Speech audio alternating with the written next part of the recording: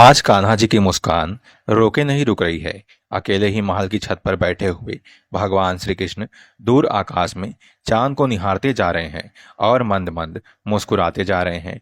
और उसी समय अर्जुन वहां पर आ गए। अपने सखा श्री कृष्ण को अकेले में मुस्कुराता हुआ देखकर अर्जुन ने उनके आनंद में विघ्न डालना उचित नहीं समझा और चुपचाप एकांत में खड़े होकर भगवान के दर्शन करने लगे। अर्जुन सोचने लगे, आखिर भगवान को इस चांद में ऐसा क्या नजर आ रहा है जो इतना मुस्कुरा रहे हैं। और फिर अर्जुन ने गौर से चांद की ओर देखा तो आश्चर्यचकित रह गए। चांद में अर्जुन को साक्षात श्री राधा रानी के दर्शन होने लगे। श्री राधा रानी भी यमुना के किनारे बैठी यमुना की श्याम वर्ण लहरों में अपने सांवरे के दर्शन कर रही थीं और मुस्कुराती भी जाती थीं और कान्हा जी से बातें भी करती जाती थीं।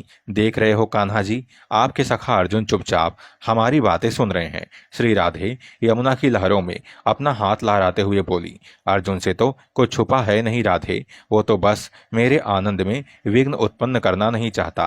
कान्हा जी गोरे चांद की तरफ निहारते हुए बोले, अगर ऐसा है, आपको अर्जुन इतने ही प्रिय हैं तो आपने गीता का ज्ञान देते समय अर्जुन से एक बात छुपा के क्यों रखी। राधे इठलाते हुई बोली, वो इसलिए राधे कि उस बात को सुनने के बाद अर्जुन को वहीं समाधि लग जाती और युद्ध आदि कुछ भी नहीं कर पाता। श्री कृष्ण जी महल की छत के एक किनारे से दूसरे किनारे को जाते हुए बोले, ठीक है कान्हा जी, अब हम कल बात करेंगे। अर्जुन आपके निकट आ रहे हैं। श्री राधे ने ऐसा कहते हुए अपना आंचल यमुना के शांत जल में लहराया, जिससे जल में विक्षोभ उत्पन्न हुआ और वहां से कान्हा जी की छवि अदृश्य हो गई। उधर कान्हा जी ने चांद के सामने हाथ फेरकर उसे बादलों से ढक दिया और राधे की छवि वहां से अदृश्य हो गई।